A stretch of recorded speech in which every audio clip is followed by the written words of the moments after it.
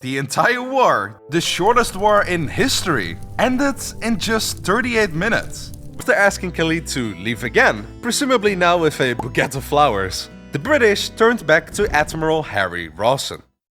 So yes sir, this bloke in the palace is not getting out. You think maybe you could somehow convince him to leave?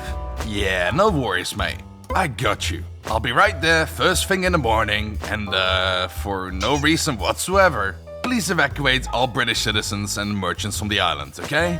See you tomorrow. Oi mate, my name is Harry, and those are my 5 ships. We give you 1 final hour to leave, or we will do it the good old-fashioned way, alright?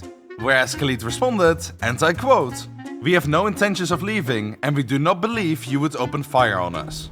Oh, I'm not sure if you should call our claims a bluff, mate. 1 final hour, do not be a hero.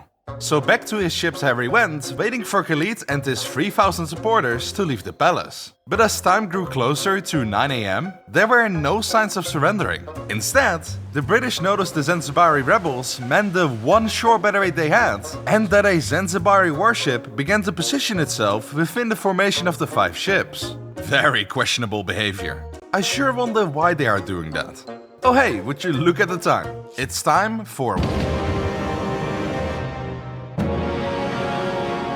The gunboats Raccoon, Thrush and Sparrow simultaneously opened fire at the palace, where Thrush's first shot immediately destroyed the only manned shore battery they had.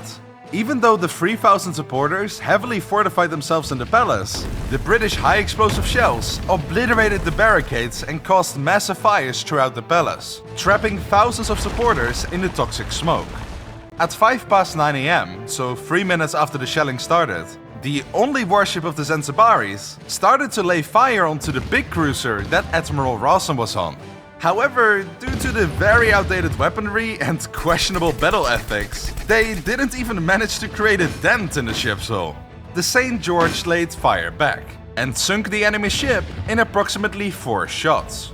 For some reason, a couple minutes later, 2 small steam launches came to try to take down Thrush, but they did it with rifles?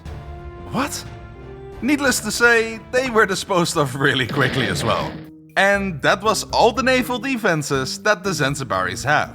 What followed was 30 minutes of over 500 high-explosive shells continuously fired upon the palace, till one brave Zanzibari climbed up to the roof to take down the rebellers' flag. And then the war ended. Yep, the entire war, the shortest war in history, ended in just 38 minutes.